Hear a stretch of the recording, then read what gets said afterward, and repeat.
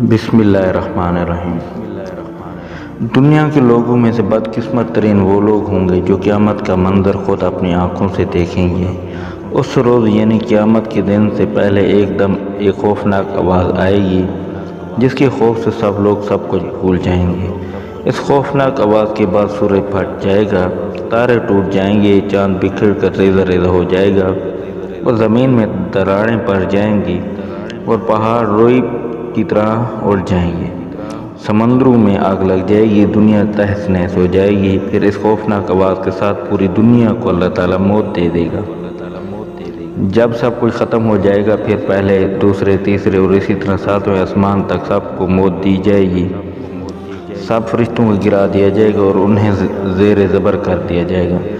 پھر اللہ تعالیٰ فرمائے گا کون باقی ہے؟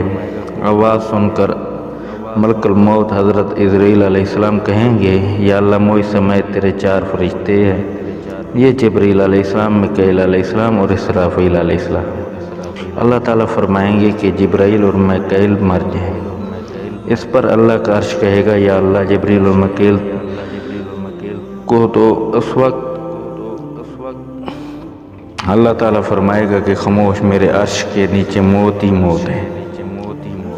پھر دوبارہ اللہ تعالیٰ فرمائے گا کون باقی ہے؟ جواب آئے گا عرش کے فرشتے یعنی اسرافیل اور عزرائیل۔ پھر اللہ فرمائے گا اسرافیل مر جائے۔ اس وقت اسرافیل سور پھونک رہے ہوں گے اور ان کے ہاتھوں سے سور نکل جائے گا اور جا کر اللہ کے عرش پر لگ جائے گا۔ پھر اوپر اللہ اور نیچے صرف عزرائیل علیہ السلام باقی ہوں گے۔ پھر اللہ پوچھے گا کہ کچھ باقی ہے؟ تو جواب میں عزرائیل علیہ السلام کہیں گے بس اب تو میں ہی باقی ہوں۔ پھر اللہ تعالیٰ فرمائے گا کہ جا تو بھی مر جا، تو بھی میری ایک مخلوق ہے۔ پھر اللہ تعالیٰ کہے گا کہ کوئی میرا شریک ہے تو آؤ۔ پھر اللہ تعالیٰ زمین و آسمان کو ایک جھٹکا دے گا اور فرمائے گا میں یکتا ہوں اور میرا کوئی شریک نہیں۔ اللہ اکبر۔